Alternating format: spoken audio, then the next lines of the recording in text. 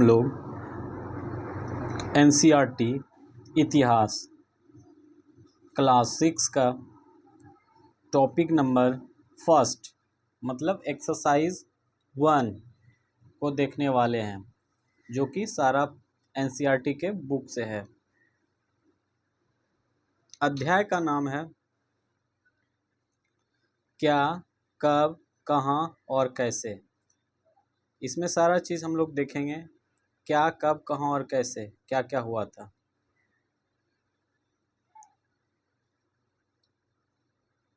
रसीदा का सवाल।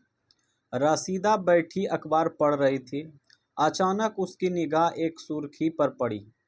100 साल पहले वह सोचने लगी कि यह कोई कैसे जान सकता है कि इतने वर्ष पहले क्या हुआ था। मतलब रशीदा के मन में आया ये सवाल। कैसे पता लगाएं? यह जानने के लिए कल क्या हुआ था तुम रेडियो सुन सकते हो, टेलीविज़न देख सकते हो या फिर अखबार पढ़ सकते हो। साथ ही जानने के लिए पिछले साल क्या हुआ था तुम किसी ऐसे व्यक्ति से बात कर सकते हो जिसे उस समय की स्मृति हो, मतलब उस समय की बात याद हो। लेकिन बहुत से पहले क्या हुआ था कैसे जाना जा सकता है? अतीत के बारे में हम क्या जान सकते हैं? अतीत के बारे में हम क्या जान सकते हैं? तो अतीत के बारे में बहुत कुछ जाना जा सकता है, जैसे लोग क्या खाते थे, कैसे कपड़े पहनते थे, किस तरह के घरों में रहते थे। हम आखेटकों, आखेटकों मतलब शिकारी होता है, शिकारियों, पशुपालकों, कृषकों, शासकों, व्यापारियों, पुरोहितों, शिल्पकारों, कलाकारों, संगीतकारों या फिर वैज्ञानिकों के जीवन के बारे में जानकारियां हासिल कर सकते हैं। यही नहीं, हम यह भी पता कर सकते हैं कि उस समय बच्चे कौन से खेल खेलते थे, कौन सी कहानियां सुना करते थे, कौन से नाटक देखा करते थे या फिर कौन से गीत गाते थे। लोग कहाँ रहते थे? मानचित्र 1 पृष्ठ 2 मतलब नेक्स्ट चैप्टर जो आएगा उसमें हम लोग मानचित्र को देखेंगे। नर्मदा नदी का पता लगाओ। कई लाख वर्ष पहले से लोग इस नदी के तट पर रहते हैं। मतलब कहने का है कि कई लाख वर्ष पहले लोग नर्मदा नदी के तट पर ही रहते हैं। यहाँ रहने वाले आरंभिक लोगों में से कुछ कुशल संग्राहक थे जो आसपास जंगलों के विशाल संपदा से परिचित थे और भोजन के लिए वे जड़ों, फलों, जंगल के उत्पादनों का यहीं से संग्रह किया करते थे। वे जानवरों का आखेट मतलब शिकार भी करते थे।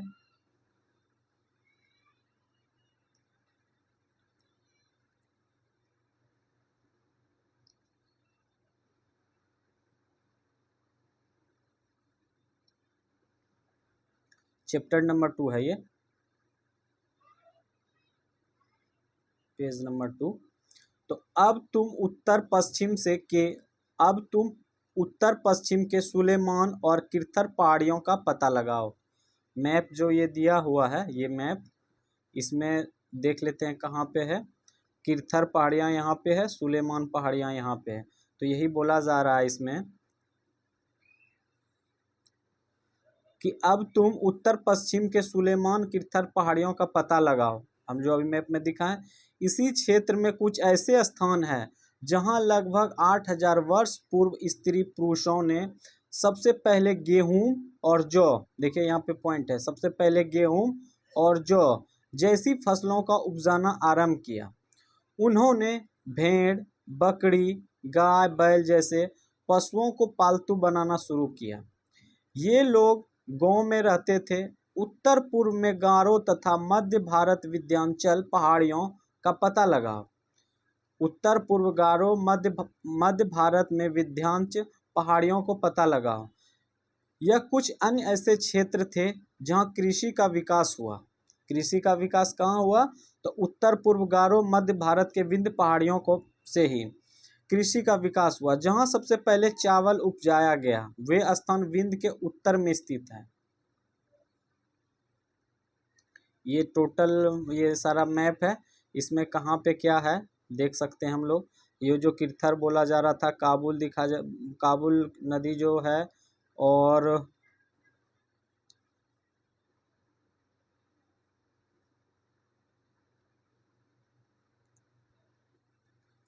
इसमें है सुलेमान की पहाड़ियाँ, किरथर की पहाड़ियाँ, और गंगा नदी, यमुना नदी, चंबल नदी, सोन नदी, सभी कुछ है, ब्रह्मपुत्रा नदी, सारा कुछ है। आगे देखते जाएंगे क्या क्या आता है। अभी ये ये पेज नंबर 2 था, पेज नंबर 3 देखते हैं।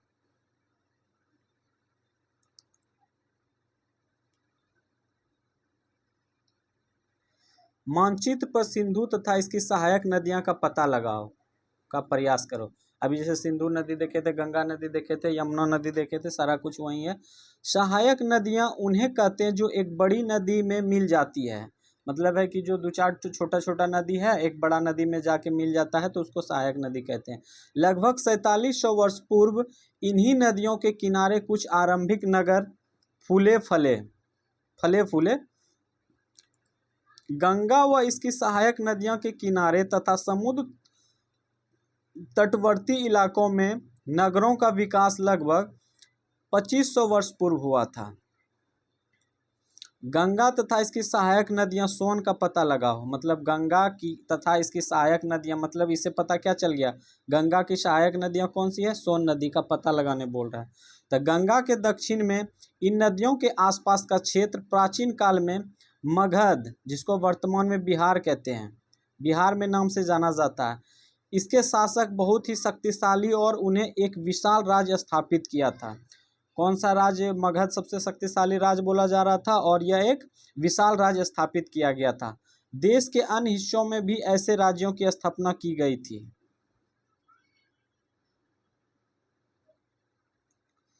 लोग ने सदैव उपमहाद्वीप के एक हिस्से से दूसरे हिस्से तक यात्रा की। कभी कभी हिमालय जैसे ऊंचे पर्वतों, पहाड़ियों, रेगिस्तान, नदियों तथा समुद्रों के कारण यात्रा जोखिम भरी होती थी। फिर भी ये यात्रा उनके लिए असंभव नहीं थी। अंततः कभी लोग काम की तलाश में तो कभी प्राकृतिक आपदाओं के कारण एक स्थान से दूसरे स्थान जाया करते थे। कभी कभी सेनाएं दूर क्षेत्रों पर विजय हासिल करने के लिए की जाती थी। इससे अतिरिक्त व्यापारी काफ़ी काफिलों में तो कभी जहाज़ों में अपने साथ मुलायम वस्तुएं लेकर एक स्थान से दूसरे स्थान जाते रहते थे। धार्मिक गुरु लोगों को शिक्षा और सलाह देते हुए एक गांव से दूसरे गांव तथा एक कस्बे से दूसरे कस्बे जाया करते थे। कुछ लोग नए और रोचक स्थानों की खोज की चाह में उत्सुकतावश भी यात्रा किया करते थे। इन सभी यात्राओं से लोगों के एक दूसरे के विचारों को जानने का अवसर मिला। मतलब जो कह रहे थे एक दूसरे से एक जगह से दूसरे जगह लोग क्यों जाते थे, इसलिए जाते थे कि किसी को अगर कोई जिसको अच्छा जानकार है तो एक दूसरे से जाके जो नॉलेजफुल इंसान नहीं है उसको जाके जानकारी देना, यही सब के लिए आदान प्रदान होता था इधर से इधर। आज लोग यात्राएं क्यों करते हैं? एक बार फिर मानचित्र 1 को देखो और पहाड़ियाँ, पर्वत और समुद्र इस उपमहाद्वीप की प्राकृतिक सीमाओं का निर्माण करते हैं। हालांकि लोगों के लिए इन सीमाओं को पार करना आसान नहीं था। मतलब यात्रा जो करता है वो कह रहा आसान नहीं था। जिन्होंने ऐसा चाहा वे ऐसा कर सके, वे पर्वत की ऊंचाई को छू सके तथा गहरे समुद्र को पार कर सके। उपमहाद्वीप के बाहर से सभी कुछ लोगों के आए और यहीं बस गए। लोगों के इस आवागमन ने हमारी संस्कृति परंपराओं को समृद्ध किया। ये पेज में बस इतना ही था,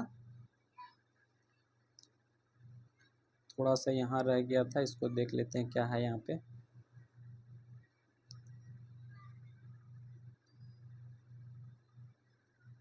मानचित्र 1। दक्षिण एशिया आधुनिक भारत, पाकिस्तान, बांग्लादेश, नेपाल, भूटान और श्रीलंका और अफगानिस्तान, ईरान, चीन, म्यांमार आदि पड़ोसी देश को दर्शाता है। कहने का मतलब है कि ये जो टोटल जो कंट्री है भारत, पाकिस्तान, बांग्लादेश, ये अफगानिस्तान, ईरान, चीन, म्यांमार आदि पड़ोसी देश के दर्शाता है। भारत के पड़ोसी देश हुआ ये सब। पड़ोसी देश को दर्शाता है। दक्षिण एशिया का एक महाद्वीप छोटा सा है, लेकिन विशालता तथा बाकी एशिया के समुद्रों, पहाड़ियों तथा पर्वतों से बटे होने के कारण इसे प्राय उपमहाद्वीप कहा जाता है।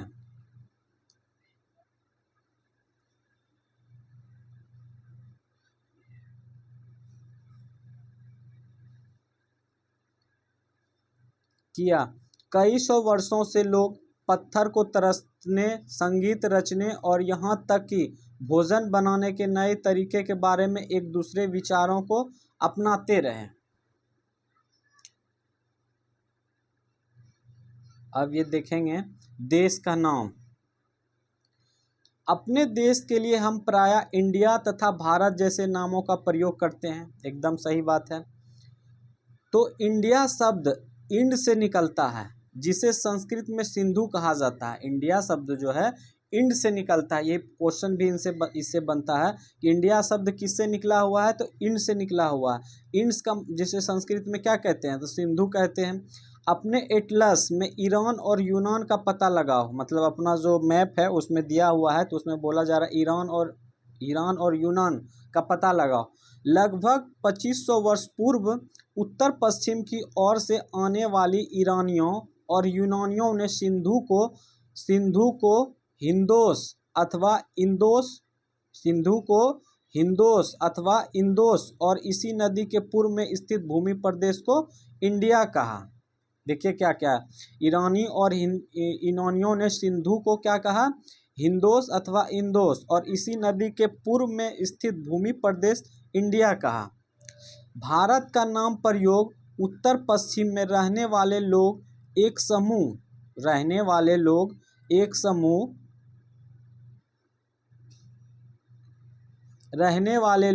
समूह के लिए किया जाता था।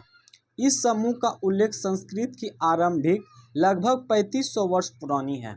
कृति ऋग्वेद में भी मिलता है। बाद में इसका प्रयोग देश के लिए होने लगा। अब देखेंगे अतीत के बारे में कैसे जाने, मतलब पहले के बारे में कैसे जाने। अतीत की जानकारी हम कई तरह से प्राप्त कर सकते हैं। इनमें से एक तरीका अतीत में लिखी गई पुस्तकों को ढूंढना और पढ़ना है। तभी तो जानेंगे ना कहाँ क्या हुआ है।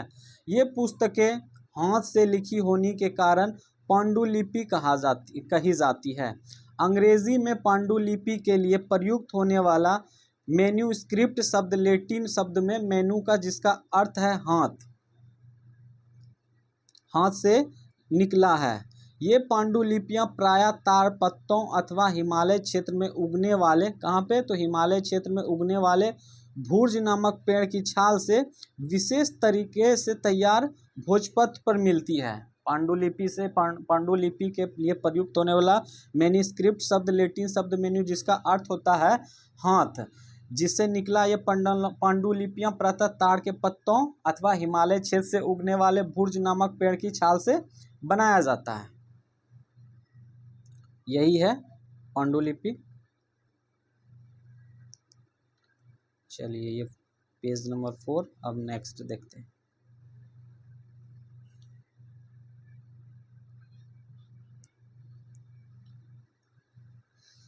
इतने वर्ष में इनमें से कई पांडुलिपियों को कीड़ों ने खा लिया था तथा कुछ नष्ट कर दी गई।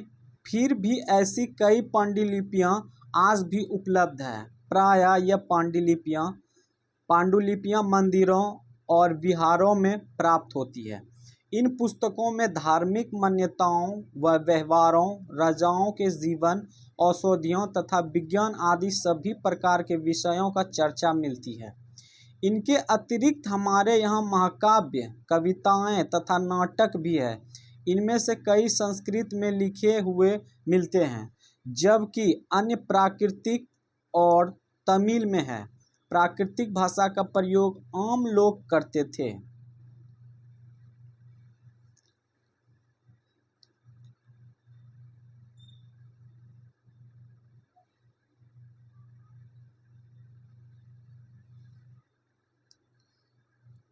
हम अभिलेखों को हम अभिलेखों का भी अध्ययन कर सकते हैं। ऐसे लेख पत्थर अथवा धातु जैसी अपेक्षाकृत कठोर सतहों पर उत्कीर्ण किए गए मिलते हैं।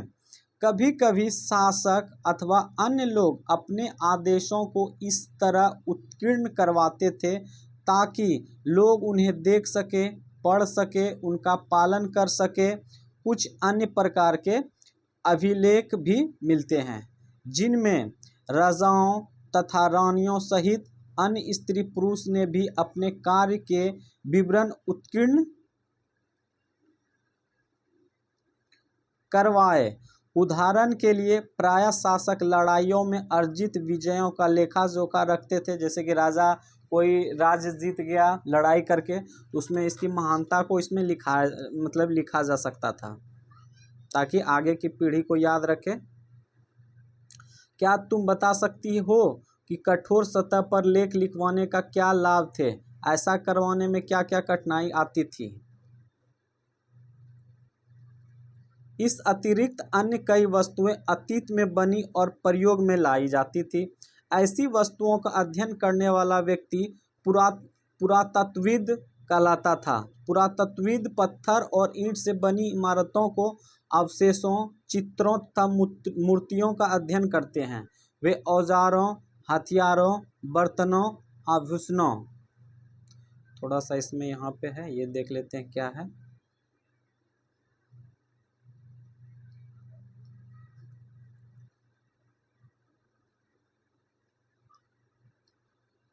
लगभग 2250 वर्ष पुराना यह अभिलेख वर्तमान अफगानिस्तान के कंधार से प्राप्त हुआ है।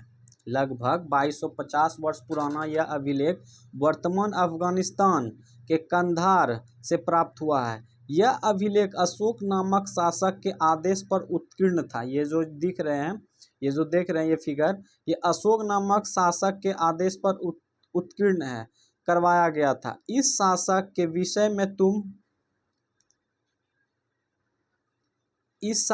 विषय में तुम अध्याय 8 में पढ़ोगी, मतलब क्लास 8 में ही इसके बारे में और डिटेल से देखेंगे। उसमें जब हम कुछ लिखते हैं तब हम किसी लिपि का प्रयोग करते हैं। जब हम लिखते हैं तो किसी लिपि का प्रयोग करते हैं। लिपियां अक्षरों अथवा संकेतों से बनी होती है। लिपियां जो होती है अक्षर और संकेत से बनी होती है।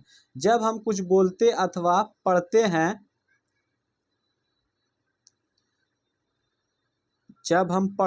तब हम एक भाषा का प्रयोग करते हैं। इसको ठीक से देख लेते हैं।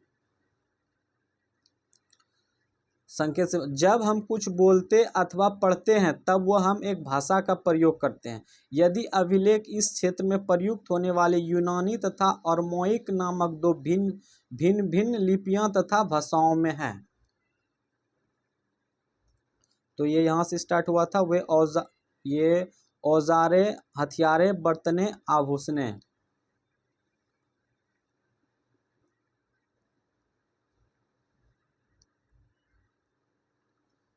तथा सिक्कों की प्राप्ति के लिए छानबीन तथा खुदाई भी करते हैं।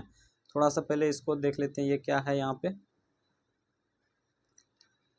बाएं, एक प्राचीन नगर से प्राप्त पात्र। ये प्राचीन नगर से प्राप्त पात्र है। इस तरह के पात्रों का प्रयोग 4700 वर्ष पूर्व हुआ था। कितना? तो 4700 वर्ष पूर्व हुआ था।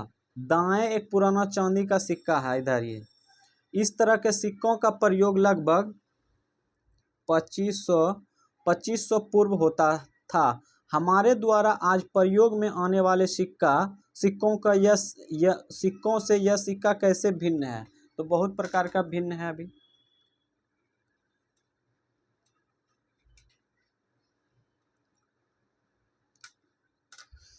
तथा सिक्कों की प्राप्ति के लिए छानबीन खुदाई भी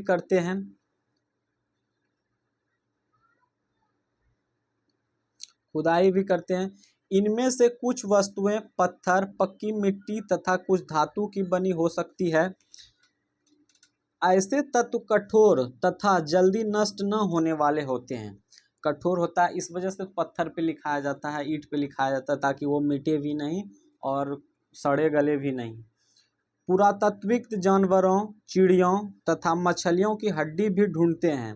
इससे उन्हें यह जानने में भी मदद मिलती है कि अतीत में लोग क्या खाते थे। मतलब उनका कहने का मतलब है कि जैसे कि मछली की हड्डी हो गई, चिड़िया की हड्डी हो गई, जानवर का हड्डी हो गया, उसको ढूंढने से उसको ये पता चलता था कि जो पहले का मानव लोग थे वो मतलब इसका फूड के तौर पे, खाना के तौर पे उपयोग करते थे कि नहीं। वनस्पतियों के अवशेष बहुत मुश्किल से बचा पाते हैं। यदि अन्न के दाने अथवा लकड़ी के टुकड़े जल जाते हैं तो वो जले हुए रूप में बचे रहते हैं, तो उससे भी पता चल सकता है। क्या पुरातत्वविदों का बहुधा कपड़ों के अवशेष मिले होंगे। मतलब जो जांच पड़ताल करने वाले जो थे पुरातत्वविद को कह रहा है कि बहुधा के कपड़ों की अवशेष मिलते होंगे।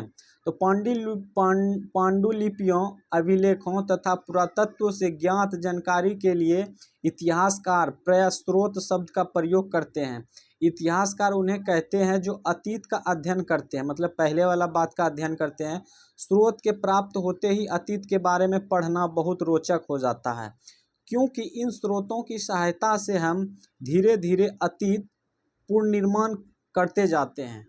अतः इतिहासकार तथा पुरातत्वविद उन जासूसों की तरह है जो इन सभी स्रोतों का प्रयोग सुराग के रूप में अतीत को जानने का प्रयास करते हैं। अतीत एक या अनेक। क्या तुम इस पुस्तक के शीर्षक हमारे अतीत पर ध्यान दिया है। यहाँ अतीत शब्द का प्रयोग बहुवचन के रूप में किया है। ऐसा इस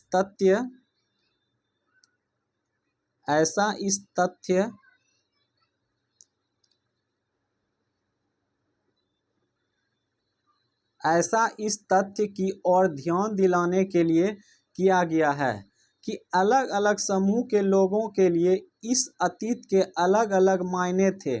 उदाहरण के लिए पशुपालकों अथवा कृषकों का जीवन राजाओं तथा रानियों के जीवन से तथा व्यापारियों के जीवन, शिल्पकारों के जीवन से बहुत भिन्न था।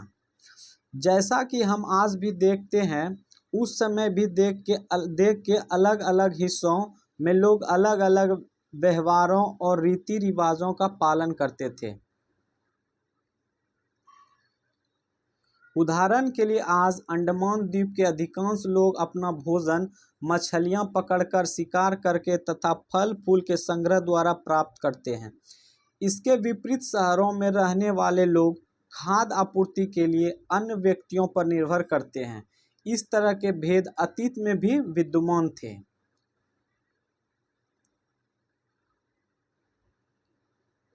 इसके अतिरिक्त एक अन्य तरह के भेद हैं।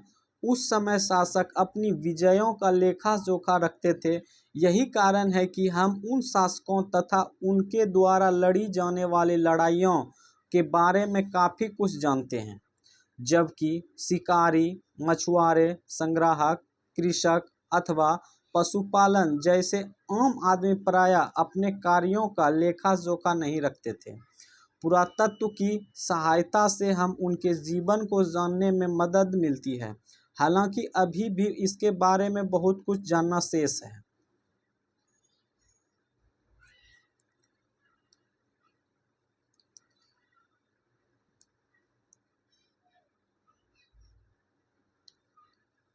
तिथियों का मतलब हम लोग देखेंगे। तिथियों का मतलब क्या होता है। तिथियों का मतलब, अगर कोई तुमसे तिथि के विषय में पूछे तो तुम शायद उस दिन की तारीख, माह, वर्ष जैसे कि 2000 या इसी तरह की कोई और वर्ष बताओगी।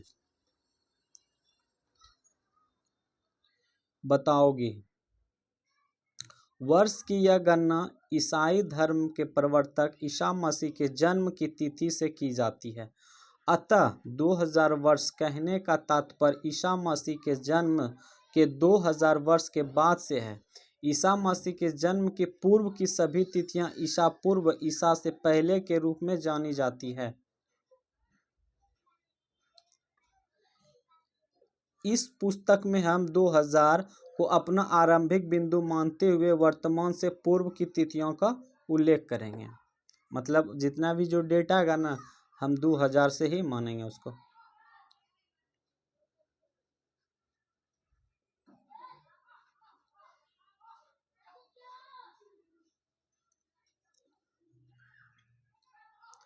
इतिहास और तिथियां।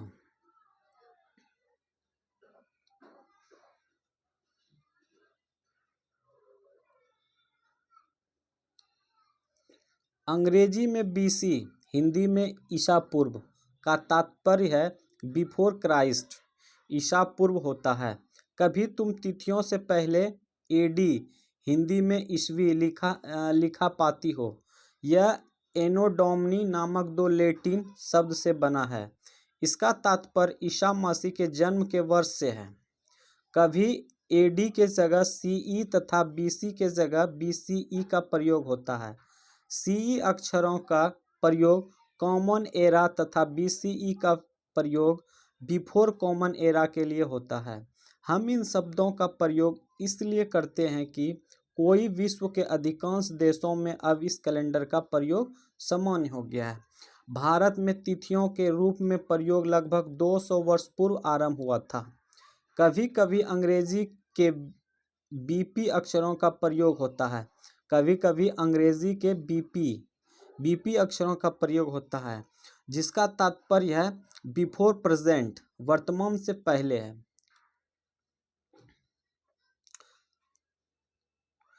पृष्ठ 3 पर दो तिथियां हैं, उनका पता लगाओ। इनके तुम किस अक्षर का प्रयोग करोगे?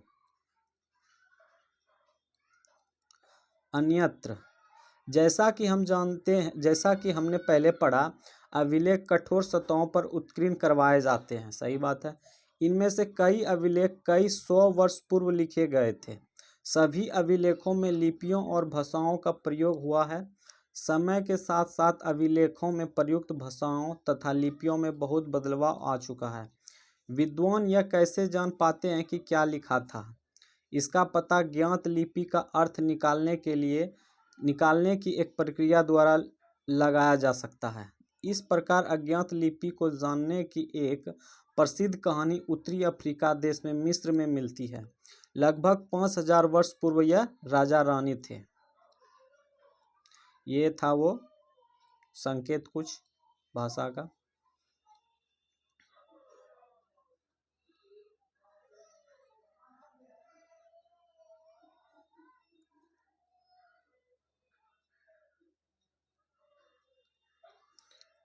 मिस्र के उत्तरी तट पर रेसेट्टा नामक एक कस्बा है। यहाँ एक ऐसा उत्कीर्ण पत्थर मिला है जिस पर एक ही लेख 3 भिन्न भिन्न भाषाओं तथा लिपियों, यूनानी तथा मिस्र लिपि के 2 प्रकारों में है।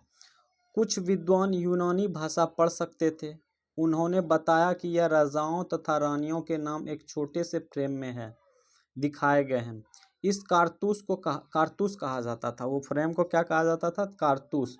इसके बाद विद्वानों ने यूनानी तथा मिस्र संकेतों को अलग बगल रखते हुए मिस्री अक्षरों की समानार्थक ध्वनियों का पहचान की। जैसा कि तुम देख सकते हो कि यह एक एल अक्षर के लिए शेर तथा एक अक्षर के लिए चिड़िया जैसे चित्र बने थे, जो अभी हम लोग संकेत देखे थे। एक बार जब उन्हें यह जान लिया कि विभिन्न अक्षर किनके लिए प्रयुक्त हुए हैं, तो आसानी से अभिलेख भी पढ़ सकते हैं। जो समझ जाएगा कि चिड़िया के लिए कौन सा होता है, वर्ड के लिए कौन सा होता है, तो वो सारा कुछ जान सकते हैं। अब ये है क्वेश्चन आंसर। उपयोगी शब्द इसमें है कुछ: यात्रा, पांडुलिपि, अभिलेख, पुरातत्व, इतिहासकार, स्रोत, अज्ञात लिपि का अर्थ निकालना। अब इसमें कुछ प्रश्न है, देख लेते हैं। कल्पना करो कि ये सब, तो इसमें थोड़ा सा ये क्वेश्चन है जो कि इम्पोर्टेंट है, देख लेते हैं। जैसे कि है निम्न, फर्स्ट नंबर है, निम्नलिखित को सुमेल करो। नर्मदा घाटी।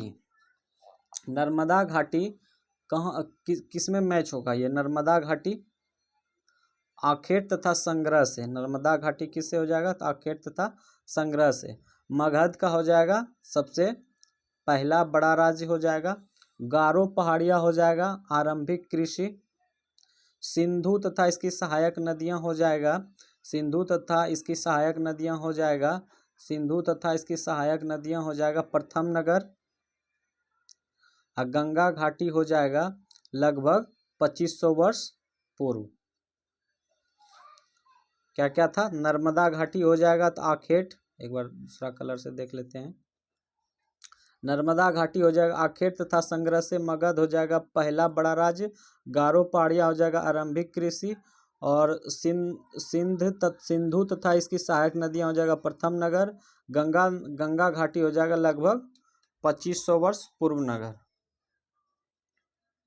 इसमें और क्वेश्चन सब है। पांडुलिपियम तो अंतर दोनों में डिफरेंस बताना है इसका। अब ये कुछ तिथि दिया हुआ है वो देख लेते हैं जरा सा। कुछ महत्वपूर्ण तिथियां। कृषि का आरंभ वर्ष पूर्व हुआ था तो 8000 वर्ष पूर्व। सिंधु सभ्यता का प्रथम नगर था 47 वर्ष पूर्व। गंगा घाटी नगर मगध का बड़ा राज्य कब था तो 2500 वर्ष पूर्व। और वर्तमान में लगभग 2000 वर्ष पूर्व। कोई भी चीज निकालेंगे तभी 2000 पे निकालेंगे। अब ये टोटल क्वेश्चन है। ये आज का एनसीईआरटी का क्लास 6 का पहला टॉपिक था। कब और कहाँ कैसे ये कंप्लीट हो गया। बाकी बात नेक्स्ट क्लास में देखेंगे। धन्यवाद।